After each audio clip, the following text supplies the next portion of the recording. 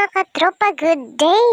Ayan, eto na naman si ako mga katropa, mga katindira. So, eto na naman, galing kami ni asawa ng grocery kasi wala nang laman yung aking mga paninda. Ayan, balagsang na. So, ito, after grocery, tayo mag-a-arrange na naman. Alam niyo mga katropa, dati nung maliit pa ako, akala ko ay napakasaya, napakaganda ng buhay kapag meron kang tindahan. Ito pa nga lang maliit na tindahan. Hirap na pala. Tignan nyo, galing kayo mang-grocery. Init, ulan, pagod. Tapos pag uwi mo, i-arrange mo. Titignan mo yung mga resibo. I-check mo yung mga nabili mo. I-adjust mo naman yung mga resibo dahil may iba, may tumaas. Meron din ng iba ay bumaba. So, of course, i-adjust mo. Tapos kami mga tindera, eto, bumibili kami ng mga buy one, take one. Kasi malaking tulong na yan. Ginansya na rin yan. O, diba? May tubo ka na, may free ka pa. So, saan ka pa? So, dun talaga tayo bibili sa mga buy one, take one. May mga free. Etong birch tree, meron kaming tatlong free dyan. So, ayan, bumili ako. Buy 9, get free. O, diba? Maganda yung mga ganyan, lalo na sa mga tindahan. So, dati talaga, balik tayo sa kwento. Dati, nung maliit pa ako, pinapangarap ko talaga magkaroon ng tindahan. Kasi may mga kaibigan ako na may tindahan sila. Parang natutuwa ako yung magbigay ng paninda sa customer, magsukli, ganun. Sabi ko nga, sana meron kaming ganito. Kaso nga lang, kami, tinda-tindahan lang kami dati. Yung mga laruan, yun yung mga hilig kong ginagawa dati or mga laro. So, dito pala, ang hirap. Mahirap din pala pag may tindahan ka. After grocery, i-arrange mo, i-check mo yung mga items, i-check mo yung mga prices, maglalagay ng mga price, i-compute mo na naman. O, diba?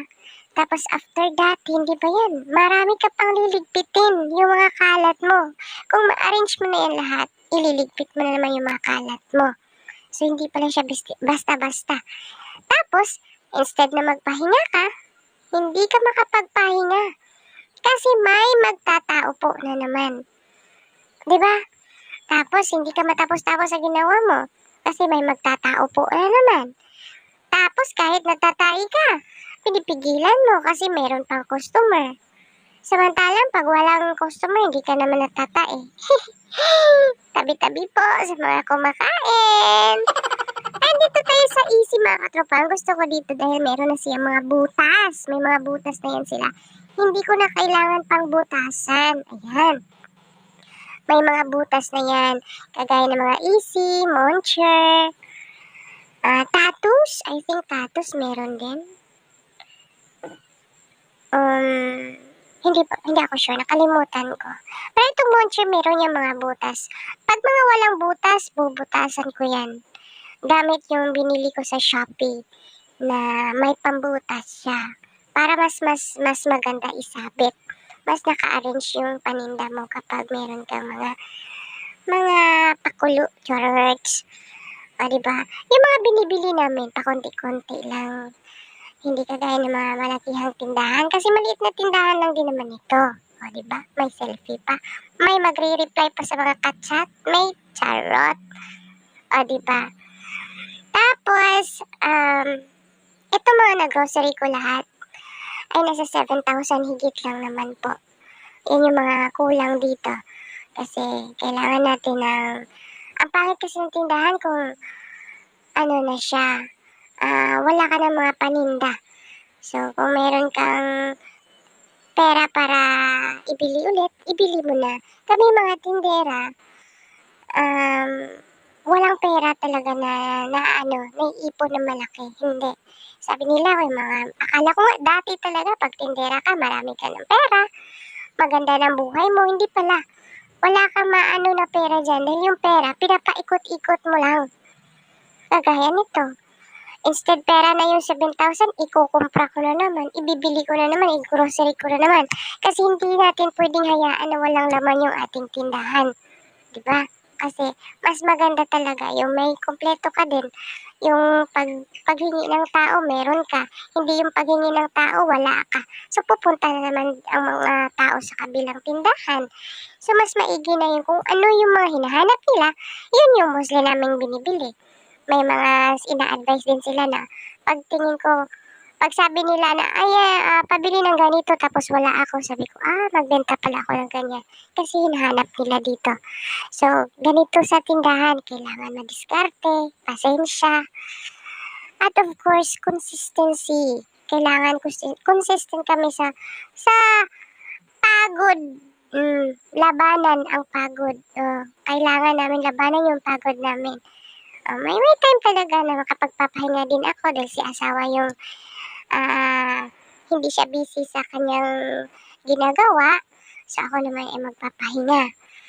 Lalo na pag masama yung pakiramdam. Of course, wag na nating abusuhin yung ating sarili. Kailangan din natin magpahinga. Kaya ngayon ito, nag-first in first out tayo, char. Dicer tayo, guys. First in, first out, syempre yung nabili mo, yun yung mga bagong nabili ko, yun yung ipapailalim ko. Tapos yung mga luma, yun yung sa ibabaw. Of course, mauuna ma-expired yung sa ibabaw. Diba? Dapat mauna yun mabili. So, ganun yan siya. Huwag yung lagay lang ng lagay. Lagay ng lagay.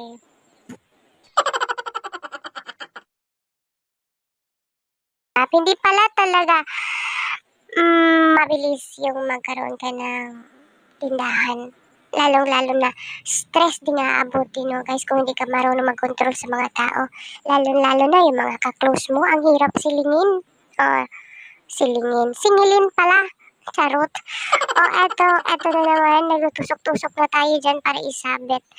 Sino kaya makaka-relate yung mga ka-close mo, ang hirap silingin talaga. Silingin na naman, singilin. Ano ba nangyari sa akin? Ba't silingin yung bunganga ko? Nasasamid yung dila ko. Mahirap talaga, lalong-lalo na yung mga kaibigan mo, ganun. Mahirap yan, silingin. Singilin.